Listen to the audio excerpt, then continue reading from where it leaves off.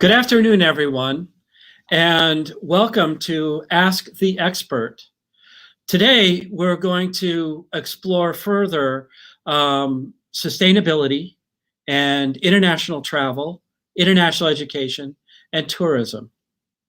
And I'm very, very excited to have Professor Edward Huijbens from the Netherlands, who is the chair of cultural geography at Wageningen University, and I probably have pronounced that one incorrectly. And also Dr. Leslie North, who is the director of the Sustainability Office here at Western Kentucky and a professor of geography. And both Edward and Leslie have experience leading Western Kentucky students on study abroad programs in Iceland. So without further ado, please, Edward, can you tell us a little bit about yourself? Yeah, thank you, John. And well, good seeing you all, I'm assuming, and seeing Leslie, of course, and you again.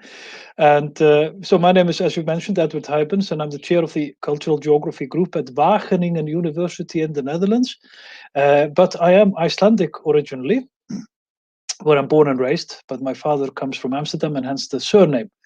And I'm indeed a professor of cultural geography, but I've been devoting my research to tourism in particular for the last 20 years now, and where I've been conceiving and thinking of ways of how to differently understand tourism and differently understand travel. And therefore, I've committed myself also twice to semester at sea, for instance, and all kinds of engagement with international students all around the world. And I'm very enthusiastic about that. Yeah, in terms of presentation, did you want me to move on, or I'm assuming everyone knows Leslie, I guess, or? Well, if Leslie could very quickly, if you don't mind, Edward, if Leslie, can you very quickly introduce yourself? Yeah. And then Edward, we'd love to, go to your presentation. Okay. Yes, so I am Dr. Leslie North, and I serve as Director of Sustainability for WKU. And as John mentioned, I'm also an Associate Professor of Environmental Studies in the Department of Earth, Environmental and Atmospheric Sciences here at WKU.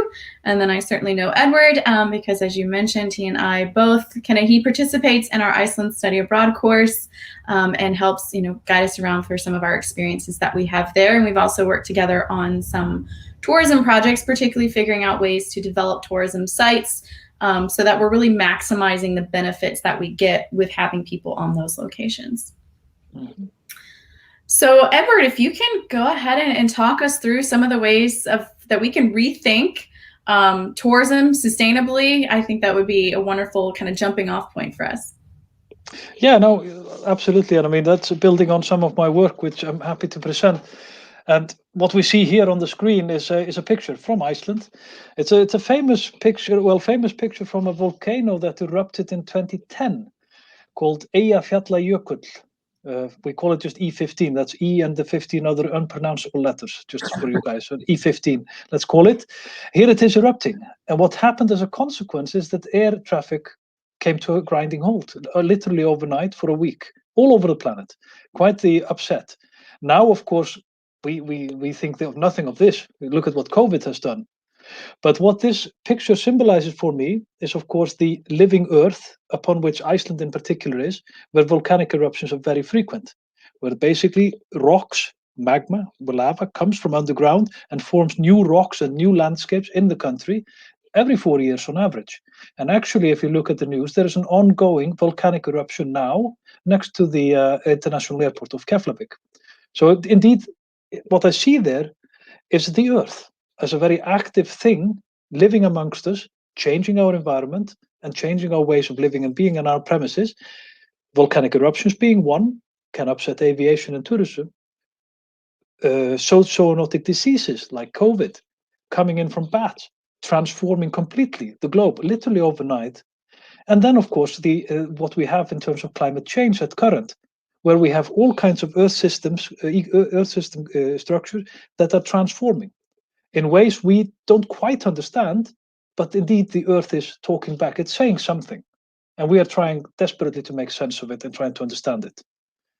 So in terms of tourism, I have tried to translate that. And if we take the next slide there I promote that in tourism, we try to think through what I call their earth-led priorities and perspectives, or basically how we can foreground the earth itself as a matter of concern for tourism, be it its rocks and magma, its volcanoes, its mountains, its oceans, its atmosphere, or all the things that sustain us in the biosphere, this thin veneer around the planet which literally sustains human habitat, and the only known place in the universe that can do so, just to that's a point of reference.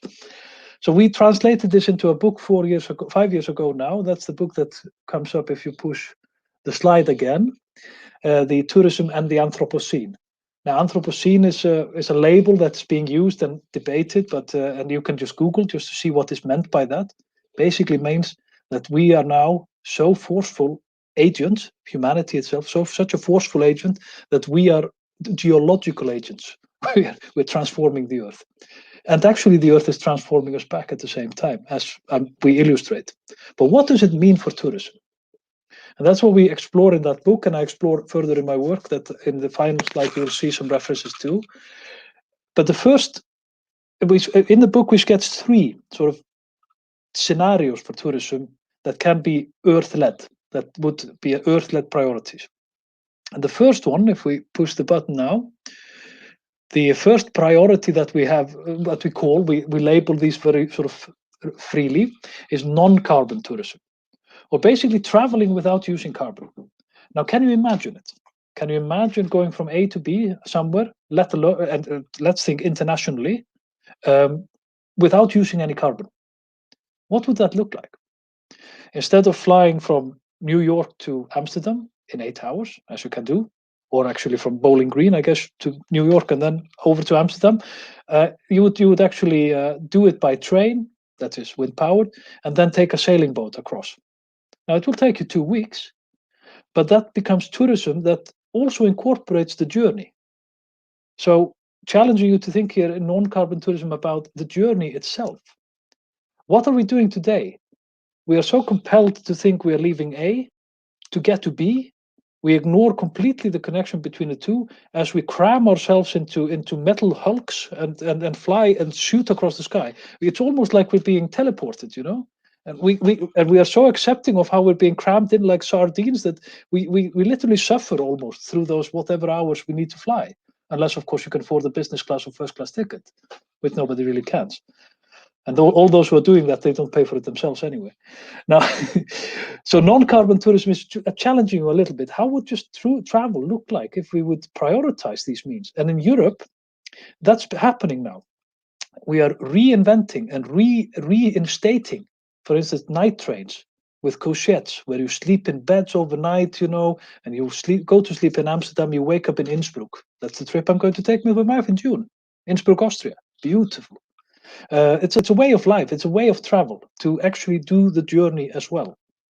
So that's what that non-carbon is about, and sailing and with wind, or propelling yourself, going biking, traveling around bike, or on horseback even. Okay, so that's sort of the thought frame there. Now, if we move to the next one, what we call then, or the challenge we present there is what we call just stay home tourism. Well, be tourist at home, be tourist in your backyard. Why we're doing this is we're pointing out there are so many things close to home that we try to seek elsewhere. People and why do we need to travel across half the globe to relax? Why can't we do it in the house we pay so much for? I mean, who hasn't a mortgage? I mean, my God, you spent your whole working career paying for some house that you never want to stay in. What's that about? Stay home tourism. I mean, really learning to appreciate both your neighborhood, your backyard, and what you have around you. And we have indeed such a vibrant living environment around us that we can get to know. We have such vibrant living people around us that we can get to know. We don't need to go to far-flung corners of the world to meet someone exotic. He could just as well be living next door. Or at least have you checked? at least try, or the restaurants around the corner, or these things. I mean, everything. Have you really explored your neighborhood? And we'll come back to that. I think Leslie was quite inspired by this when we were talking about some time ago. But so let's see what happens there. And then the last bit, just to sort of wrap this up, is what we call that destination stewardship. Is not only just recognizing that things we seek are close at hand, often, or more close than we think, but also then really learning how to listen to all those things that are so close at hand. And here I depict a person standing on top of those rocks that have formed by the Earth, in this case probably millennia ago, but in the case of rocks generally, you will think of them as static, rather boring, non-transforming, non-changing entities, but indeed they are vibrant, they are alive with energy, they are alive with change and transformation, if you really just know how to listen. These are very alive things, rocks, that you would perceive as dead. They are verbs, they are not nouns. You need to think of them in those terms. And if you take the plants in between there, they have a rhythm to themselves, of seasons, of life and death, etc. Rocks as well, the skies, the atmospheres, the clouds in the sky, everything has a rhythm to it. And if you really can put yourself down, focus, zoom in, focus, and learn how to listen to this, you will hear a symphony of life unfolding. So that's the destination stewardship about. So that sort of was just my points of departure to throw into this conversation. And there are some references on the slide there, which we can be sharing in the chat, I guess, just for you if you want to explore further. But for some of those who might have, I have a TED talk that was in October last year, and not sure what I just said now is a bit of an echo of that, so you can have that as well. But anyway, that's just sort of chucking that in there as a point of inspiration. Yeah, that's fascinating. Several years ago, I read a book by James Hamilton Patterson called 7 Tenths, which is about the oceans on the planet. And he describes the Earth as a beach ball because it is constantly moving. And of course, as someone whose feet is always, almost always on terra firma, I always perceived the Earth as more like a bowling ball, a very solid, hard, non-moving thing. But of course it's not. It's constantly moving. And in a sense, it's constantly alive. And, as you said, and this may sound a little overly like earthy spiritual or whatever, but the Earth does communicate with us, and it does, the rocks talk to us and the pebbles talk to us, as you say, and we have to learn what they're saying. Mm-hmm. How can we do that without seeing them? Mm-hmm. Well, I mean, okay, that depends on, what you're looking for, of course, when you ask what you want to see. So stones will, for instance, be in everyone's backyard, almost. Not so much in the Netherlands because it's mostly sand, but still, they used to be stones. But just on this metaphor of the moving Earth, I mean, for someone like me, born and raised in Iceland, I mean, where basically earthquakes is a way of life, the Earth is very much moving. There's no doubt about that, transforming. And then you would think, yeah, okay, you need to go to Iceland and experience an earthquake. No, not necessarily. That's quite scary, actually, also. You don't want that, especially a big one. So it's not about going to places to sort of like tick off an experience and say, okay, now moving Earth, that's a thing I need to do. Okay, so I'll go to Iceland, get one good earthquake, and then, hey, been there, done that. I know the Earth is moving, guys. I'm better for it. No. You need to know what you're looking for. And then if you knowingly go looking for something that makes meaning matter to you, now, then maybe there is a bit of a trade-off. I mean, maybe it's okay to travel long distances if you're going to really gain meaningful or even transformative experiences by being there. Basically, it's a question of the purpose of travel, in a sense, and the trade-offs between that. And if your purpose of travel is to go to a place to take off that experience, or buy something in a bag and bring it back, or just do something sort of bucket list type thing, now then I say, hey, that's too expensive for us and the planet that you do this. But if you do it because you are going to find transformation, if you're going to immersive experience of education, transformation, finding meaning, etc. Now, okay, I would also suggest maybe to consider making the journey part of that, and thereby taking time getting to the place. But if that's not an option, because I know that's also a bit of a privileged thing. I mean, not everyone can take 2 weeks and just sail across the Atlantic in a sailing yacht. It's hugely expensive and time consuming. So I realize this, but so there are trade-offs here that need to be balanced. But all in all, I would challenge everyone to think carefully about the meaning which they seek when they go looking. What are you looking for when you go to need to see something and experience something?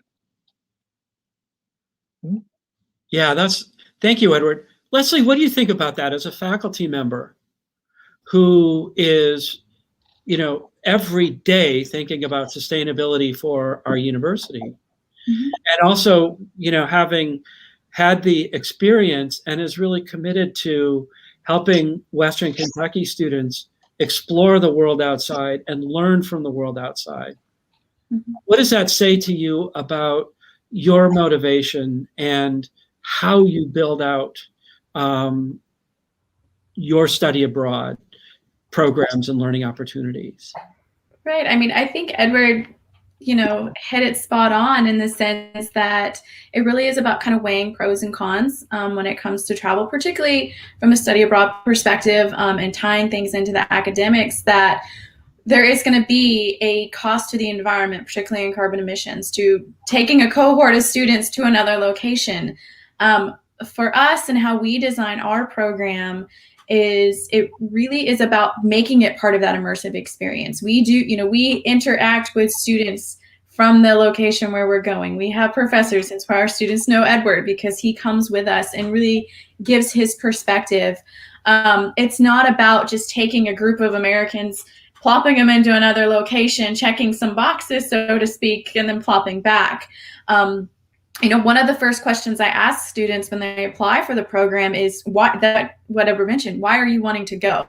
And if it's, I want to walk on a glacier, that to me, it's a red flag. Yes, those are exciting, wonderful experiences to have and to say that you've had them, but why is it important that we walk on the glacier or that we see the, glacier lagoon and can see the actual impacts of these glaciers, melting away, or the local hubs that might be going, why do we care about those things? Why do we want to go check them off? And I think really for Iceland, a lot of the tourism that they're seeing is, this concept of last chance tourism, where people are trying to rush to places before it's all gone. But it's kind of cyclic in that the rushing to the place before it's all gone is contributing to why it's gone. So it really is a complex kind of philosophical thing that you really have to look into yourself. And I've been very fortunate to travel in my life. But again, I want to go to places not just to say, oh yeah, I've been to X amount of countries. What have I learned about those places? And more so, what can I bring back home? Which is another thing we really encourage our students. What are you learning in Iceland that you can then come back to campus and share and communicate to make those impactful, differences back home as well? So it's not just learning it for yourself, but learning for yourself so you can share with others, I think is just as important. Maybe just to tack onto this a little bit, because indeed, and personally, I mean, having been in the lead for education programs for some time as well, from Iceland, I told always at the universities of Iceland when they were building up postgraduate programs, I said, why are we doing this? We should be sending all our postgraduate students abroad because they need the experience. But an element therein is that, and that's why the backyard thing is, the garden, knowing your garden thing is so important. Mm-hmm. Because how do you know what you're looking for if you don't know where you come from? So you need to understand and appreciate where you come from in your backyard, but you don't need to be nationalistic or bombastic about it or something. No, that's not the issue. No, it's about knowing yourself, because you will be surprised when you know yourself and you go out to the world, you will find actually your backyard everywhere in a sense, and but in different ways, in different guises. So the premise to knowing what to look for is knowing yourself, of course. So, yeah, and Edward, I love that the metaphor. It's so important because it is very much a cyclical thing. You learn your garden, you see another garden. When you come back, your garden looks different. yeah. It doesn't. You see, it becomes, oh, you have reference points for comparison and contrast and different nuances of beauty and of color and of seeing things and seeing interactions. So I think that piece is very important, and something that both you and Leslie touched on. It is, are you traveling for selfish reasons, right? So that I can kiss the Blarney Stone, or walk up the first floor of the first level of the Eiffel Tower because I'm too lazy to go all the way up. there's an elevator, Right. Or I'm going to travel to Kenya so I can see a lion up close, right? For selfish reasons. But then maybe turning that into travel for less selfless reasons, right? So reasons that you can then turn into something that will help contribute in some way to your local community, to a more broad community, maybe nationally or internationally, so that you are gaining that experience, gaining that knowledge that you can then use to improve and to sort of counteract that negative impact of your travel. Yeah, and this is a very complex thing because, for instance, if I take the example you cited, going to Kenya to see a lion, now there is a whole industry in both South and East Africa about not only going to see them, but actually going to shoot them. Right. And that industry, remarkably enough, to some degree, sustains their protection. It's quite bizarre and it's quite complex, and we have people working on this and PhDs and associations. So it's not an easy thing. You could, on the face of it, you would say going to Kenya to shoot a lion. Now that's a bad thing. That's quite obvious, right? But then you're sort of confronted with these on-the-ground realities because the locals, they will then derive revenue from the limited trophy hunting that goes on, that then keeps them away from actually killing the lions because they are a threat to their livestock. So it's basically an alternate mean of income. So things get a bit messy here. And that's, of course, the nature of all sustainability debate. They tend to get quite messy, and they also tend to then sort of, in a way, become politically very diffuse and sort of meaningless. And that's one of the challenges that everyone recognizes about the whole notion of sustainability. Mm-hmm. What does it actually mean? Because you can sort of apply it to anything. So again, it will be about the introspection, but then also what I highlight in my work is this notion of the earth-led priorities and perspectives. I mean, what is the earth trying to tell us when we are making sense of climate change? And here I'm not talking, the spirituality and the Gaia ideas. They also actually do play a role. James Lovelock, when he wrote his Gaia thesis, I mean, he was actually going with oceanography and Lynn Margulis in biology. Mm-hmm. But of course, it got a bit sort of misinterpreted in a way, but still, and he was a bit too biased to the subjectification of the earth, or making it a person. That's not the thing. I mean, the earth, to be honest, doesn't care about us, and it's not really a person, of course, but it's telling us a lot, and so the sciences are all about making sense of it, and just the whole politics around global climate change. Now that's science in action. That's really, we are debating the interpretation of what the earth is trying to tell us, some for obviously very selfish reasons, but others for legitimate scientific reasons in some ways. Yeah, and the solutions, of course, there too as well. Now, I'm just drawing inspiration here from the comment section because I just flicked over there by coincidence, and because Mr. Keeling, DJ Keeling here, is thinking about his own issues generating 23 metric tons of carbon each year through his work, and what is carbon offsetting. But the main question I see at the bottom is, are the key goals of globalization at odds with the goals of sustainability?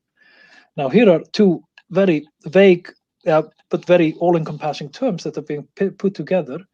Now, it depends on sort of what you're looking at when you look at globalization. Now, is international travel of students to gain transformative education and meaningful experiences, that's globalization. Yes, it's part of the flows of people that make up for globalization as we know it. But then also the intrusion of multinational companies blowing up Aboriginal caves in Australia for oil exploration, that's also globalization. So which one do you want to look at? I mean, and generally speaking, if I'm in the camp of saying globalization is bad, I look at the globalization, the one premised on economic growth, and basically seeing all those flows as part of growth, of this manic growth curve that we are somehow hitched on, and which is quite insane. And this is part of the Anthropocene literature, what the Stockholm Resilience Center, a bunch of Swedish scientists, they call it the Great Acceleration. And you can Google it, the Great Acceleration. Basically, how everything in the post-war years, well, all the productive apparatus of the war effort was put into economic growth and consumption in the US and everywhere around the world. Everything shot up exponentially, the growth of material use, the growth of everything, and with ecosystem ramifications as well, which we also see. The shooting up of CO2 in the atmosphere, completely unprecedented for hundreds of thousands of years in a time frame that's unprecedented, etc. So globalization premised on growth and bringing growth as means of prosperity to everyone, that's irreconcilable to goals of sustainability. But then again, which are the goals of sustainability? We have them now formulated as the 17 Sustainable Development Goals of the UN. And actually a brilliant one was being proposed to recently for the 18th Sustainable Development Goal, incorporating animal health, welfare, and animal rights into the SDGs. I mean, growth per se, I think, is incompatible with all of it. The growth, as we see it. It's something that the geographer David Harvey calls the madness of economic reason, and citing thereby actually Jacques Derrida, but nonetheless, it's still madness that we are. Maybe just to give you a tiny little metaphor to just capture it again, one that he uses, I don't know where he cites that from, I don't remember now, but the idea is, because we've just had Easter, right? So the idea here is, if the silver coins Judas was paid for betraying Jesus, would grow at the compound interest rate, which is the rule today, from the years 30 after Christ or something like this, they would have grown to there was a couple of planets of Earth-sized planet of solid gold. You can do the calculation yourself. I mean, you take 13 pieces of silver and you do it at a compound interest rate year on year for what, 2,000 years? Now see what happens. But this is the growth curve that we are living by in the post-war years. Look at it's. I mean, look at the interest rate demand of your pension funds and whatever. I mean, look at the mortgages. Look at housing prices. Where is all of this going? That's compound interest. Yeah, that's the sort of to answer that. Yeah, and tourism. Sorry, just to add that. I mean, tourism is also part of that. One of the great acceleration curve, the exponential growth curve, is tourism. International tourism, grown from some 60 million privileged Westerners in the 1950s to 1.4 billion relatively well-off middle classes around the planet. I mean, to build upon that, I think it's important to remember that the goals of sustainability are really built on the pillars of sustainability. And when most people hear sustainability, they think environment and only the environmental pillar, but really it's a lot more complex than that, which, yes, you know, as Edward kind of alluded to, it drives us crazy who are in the sustainability field, because we feel like we're always, you know, this is a great solution to a problem. And we're like, but is it really? Because if you think about it from these other pillars' perspectives, it might be causing other problems. So it does drive us a bit crazy. But, you know, you have things like social equity and economic stability. You know, those are key elements to sustainability. And in some regards, you know, globalization has contributed meaningfully, also, you know, detrimentally, but in some ways it has contributed meaningfully to help address some of those disparities that we've had in some of those other pillars of sustainability. So it truly is a really complex issue. But again, I think if we look at taking it back, kind of thinking about travel and, study abroad and global learning and just global experiences, if we go back to what we were saying before, where we know the purpose, we understand why, are we able to take advantage of this global connections that we have across the globe now, where you can hop on a plane and be anywhere in just, 15 hours, 16 hours, whatever it might be, that why are we doing those things? What are we going to get from those? Are we going to be able to have that experience that is going to contribute meaningfully to sustainability? So I think if we kind of always keep that in the forefront, then that helps ensure that there is balance between the conveniences and the things that we're able to do through these globalization processes that are happening, but also, achieving our goals of sustainability. The point of analysis that I work from and my students work from, and what I promote to them is always analyzing, grounded realities and understanding who are the winners and who are the losers. There is always that dynamic, and that's the measure of equalization. I mean, if you manage to redress that balance ever so slightly by understanding that there are winners and losers in almost everything, and you mentioned, for instance, hopping on a plane in 15 hours. Now, the global transport network of aviation did reconstruct the world. It put some places on the map and took other places off the map. Like, for instance, Iceland is an excellent example here. It was deliberately put on the map due to two things. And this is just history. It's very easy. The US Navy built a military base in the post-war years at Keflavik as a part of an agreement to protect Iceland after the war. Part of the agreement was a bilateral aviation agreement between Iceland and the US. And the Icelanders, with fish trade, they secured a bilateral aviation agreement into Europe, into Luxembourg, and thereby were second only to KLM in establishing a cross-Atlantic bilateral aviation agreement, thereby putting Iceland physically on the map. And 60 years later, we have tourism as the central pillar of the economy of the country now. A story of winners, indeed. Not all of Iceland, though. Southwest corner is the main winner here if we zoom in, but nonetheless, a place put on the map. Now, at the same time, with the demise of global shipping and the fact that transport was done through shipping, we have places off the map because they don't have airports. They're being serviced, and the last Royal Mail ship of the UK is being decommissioned now, meaning that the islands of the South Atlantic will, I don't know, I really don't know how they will communicate after that. They got their mails every 6 months. But of course, that's a tiny place. But you can look at it in the same way within the US. And in geography, you have the classic image of the Rust Belt and of the Sun Belt and all these things, how basically shifting economies have literally shifted the realities of people in places. I guess your backyard in Kentucky can tell a story. I mean, in the Appalachians and elsewhere, where the coal mining industry is going. So that's why it's important when we talk about sustainability, for instance, and environmental sustainability. This is the big deal here in the Netherlands as well, where we are shifting from gas infrastructure of central heating, gas infrastructure. We're shifting it to wind and solar, etc., and that means you need to compensate at the same time all the economies that were built around the gas infrastructure in the north of the Netherlands, whilst you roll out the new infrastructure. And that was done when the gas infrastructure was done in the 60s. That was at the expense of the coal industry in southern Holland, in Limburg. They lost out when the gas came in, and something had to be done to redress that balance. And now Limburg is a thriving region of beer brewing and tourism and a few other things. And the coal mines are actually heritage sites to visit now, with old coal miners. Well, they're passed away now because it's 100 years ago.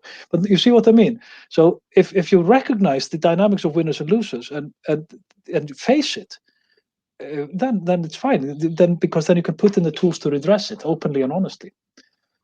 And I love that that comparison and that those contrasts and ways of looking at it, and especially winners and losers. And one of the challenges is the way that we, by far, most commonly determine a winner is through economics, through dollars or euros or krona. And that's how we measure it. That's how we define it. And we all understand it. but sustainability doesn't necessarily lend itself strictly to those economic valuations.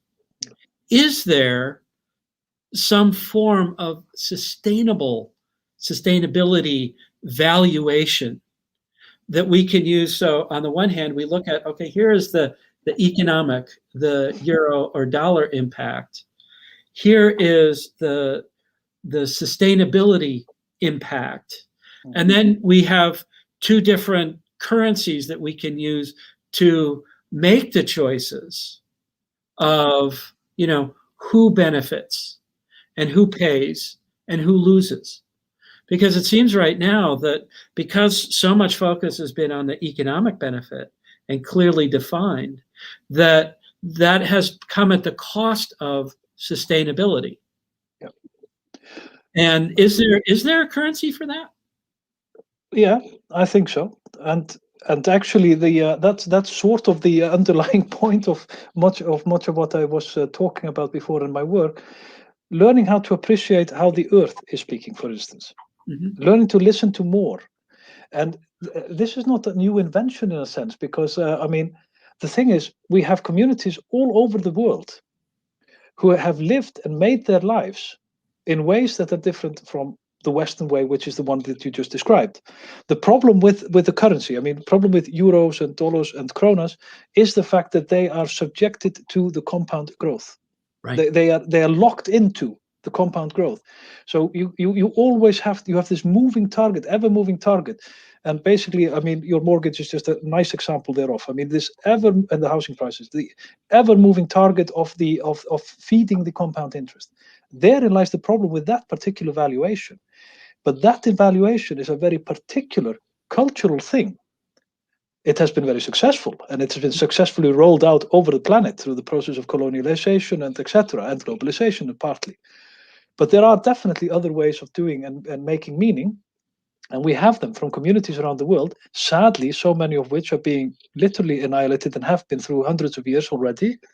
But there are ways of comprehending, for instance, the ways in which we live off the land as gifts, comprehending commons, or basically negotiating ideas around commons rather than enclosure and privatization. And for instance, remarkably, that's one of my PhDs, is about reconstructing how commons of peatlands or wetlands in the Netherlands worked in the Middle Ages. And you will find that it's not a black or white, enclosed or commercialized or purely common. People had amazing ways of talking to each other and collaborating and delivering mutual aid to each other without being locked into a commercial relationship of compound growth, etc. So all of this, we have become poor. We have become poor in our language of understanding how we can relate to each other and relate to others. And then rocks, the earth, animals, dogs, name it. We have become extremely, we are becoming, how do you put this? My words fail me now. We've become, poor. Yeah, our vocabulary is and ways of thinking is completely monocultural. We can only think almost in terms of dollars. That's really sad, isn't it? And that's point of what I want to redress. I want to say, hey, there are more things out there. Now, okay, the response might be, oh yeah, that's easy for him to say. Professor sitting in his nice house in the Netherlands, sitting in his nice cozy job and all that. Yeah, that's true. I'll admit that. Yeah, it's easy for me to say. Yeah, how can I respond to that? I'm human as everyone else, but I think it's very important to try and conceive it, and it is there. We have it. We have all kinds of examples of it, written and in stories. I think it kind of goes back to almost a siloed nature of us now, and that even though we have, globalization and we are connected, we still kind of look at our own communities, our own backyards, our own gardens, so to speak. We look at them with our own kind of blinders and our own silos. And that is one area where, again, I think that travel and these types of experiences help broaden that worldview, help you really understand, okay, I'm going to have the drink bottle or the whatever it is that's in a plastic container.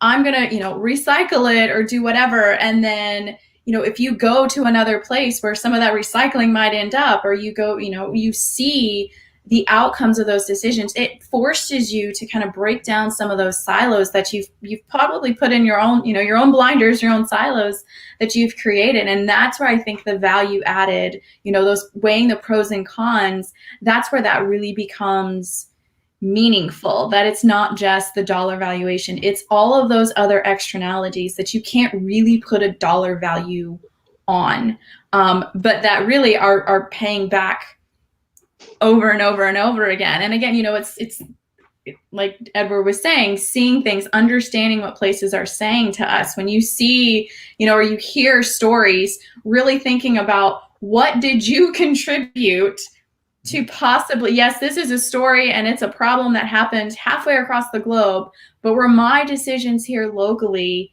contributing to what we're seeing? Because we are deeply interconnected across the globe, and not just interconnected as societies, but interconnected with the rocks and the plants and the animals and all of the other things that we share it with. And I think really understanding that is the first true step to being more sustainably minded, for sure.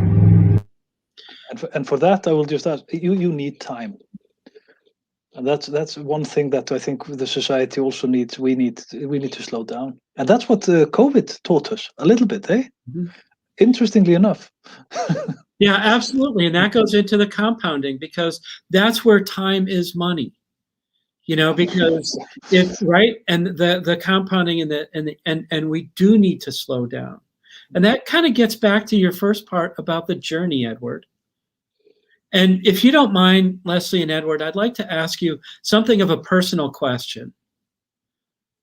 Talk about a journey that you took, and the journey itself, not the destination, but the journey itself, that really changed in some way the way that you think or the way that you do things. Okay. Yeah. I was going to say, who wants to start? You can go, Edward. Yeah, but maybe just to start, I want to recognize just one comment here from Mr. Yaro, Fatim Ibrahima. The current pandemic has helped us see that we can do many extraordinary things from the comfort of our living rooms. Yes, indeed. And I think, for instance, in the post-COVID world, whatever that will be and when, for instance, conferences, as we were doing in academia, will be vastly reduced and transformed, for instance, because now everybody is capable. I was working in North Iceland for most of my academic career, where we did actually do distance because we couldn't go. We were just a bit isolated, and we did distance education, etc. And one of the big barriers we met was the fact that people were so unaccustomed to using the online platforms and the technologies. Now I'm every day almost on a new platform, being shown amazing things, and everybody can do it. I can set up a Teams meeting or Zoom meeting like this, like a drop of a hat, and everybody shows up. This means vast reduction of travel for me, which I'll be so happy about because it was stressful. So thanks for that pointing out, Mr. Yaro. But the journey that's transformed me, I mean, wow. I don't know. I take my kids camping every summer. 2 weeks we go in a tent in Iceland. It's not pleasant, I will admit. It's a bit rough, but it's an experience always. And you get this. Well, now, I'm starting to reconsider sleeping on the ground because it's a bit for the back. But still, I mean, just that is the way that I've made me in many ways, is really to have the time to be in a place in a tent, doing nothing, hiking between places, and getting basically the sense of the weather, or literally having the weather incorporated onto your face and your body, literally. That is an amazing experience, and you all know this, I guess, for one way or another. But that's the way I love to do it. But then I also love to be on a train, I must say, because we don't have trains in Iceland. So I'm like a child when I enter trains. I always, it's so much fun. But yeah, I don't know. Thanks. For me, I would just say I don't know that I could identify a single destination or a single journey, so to speak. I think I'm still on that journey. I feel like I learned something new about myself, about the world, about sustainability, et cetera, literally every day. One thing that really kind of got me thinking a little bit more deeply about, what I was just mentioning of seeing the world and understanding your impact on it would be too. And one of those would be taking the group of students to Iceland, where you have a group of students who probably don't know each other. Some of them do, of course, but most of them don't know each other. And to see their experiences, to see how they transform, students who may have never left Kentucky or left, Tennessee, Kentucky, in this region, and all of a sudden they find themselves in a completely foreign landscape, learning about themselves, learning about that place, and then they come home and feel that they themselves are different. I think seeing that, their journey, has really impacted my journey, probably more than anything, and being able to experience those things with them, if I had to identify a specific concept or journey. One place I really want to go to actually see and learn and be is actually Tennessee, Kentucky, that area. I've only been to the coast of the US, and I have a lot to live there. Yeah, there is a culture there that I want to learn, and your nature is, of course, something quite spectacular, I must admit. It is very beautiful here. It is very beautiful, and I'm not from here. I'm from Minnesota. But it's really, really incredible here, and I hope you can come and visit us sometime. I really do, because we could take some nice little journeys together, whether they involve food or bourbon or caves or rocks. But there's a lot of really great things to all combined. Talk to. Yeah. Just on that, I want to share, because of the boat, my experience. When I was 10 years old, my father was transferred to Belgium, so my family moved to Belgium. And my parents decided to go over by ship, which you could do in 1970. And so we took the SS France from New York to Le Havre. And, that was a journey that transformed me as a 10-year-old into, it opened me up to travel to Europe. It was a French ship, so the food was completely different. You could not get a hamburger. The food was completely different. But also there was no jet lag. The clocks would change every couple of hours, so you noticed no jet lag. And, I had the opportunity to really make that transition going across the Atlantic, from my house in Minnesota to Brussels, Belgium. And that, of course, after that, I became addicted to travel and to intercultural and to language learning and, all that good stuff that got me Associate Provost of Global Learning and International Affairs. But, it was that journey, not the destination, but the journey that really is so transformative. And it goes back to Ulysses. Yeah. What you described there is what I've called in a recent paper of mine. It's not in the reference, but I call it's the promise of tourism. Mm-hmm. So tourism holds a promise of building mutual understandings, intercultural understandings, appreciation of nature, etc. And in that particular paper, I speculate about what COVID can do, might have an impact on that promise, because I see, sadly, the development of a bit of a siloization, privatization of tourism, where people distance each other. Mm-hmm. I mean, the nightmare of social distancing to the promise of tourism. Yes. That's another topic. Sorry. It is. It is. This has been a wonderful, wonderful conversation. And Edward, Leslie, I want to thank you very much for taking the time, for joining us. And I hope that we can continue to explore some of these ideas and to share ideas and, to engage our students, whether we're doing it virtually or whether we have the opportunity to host your students here in Bowling Green, or for us to come and visit you in the Netherlands or hopefully Iceland. Mm-hmm. But I really appreciate the hard work and the many ideas that you've shared with us to help enrich our understanding of the world and of sustainability. So thank you very much, Edward. Thank you, everyone. Thank you for having us. It's a never-ending conversation, a never-ending talk. I mean, even professionals in the field, I think as I said before, we're always learning, we're always growing. And so I would just challenge everyone to keep, addressing the things that we talked about and having your own self-reflection and seeing, what the future and where your journey leads you. Indeed. May the journey prevail. Thank you. Exactly.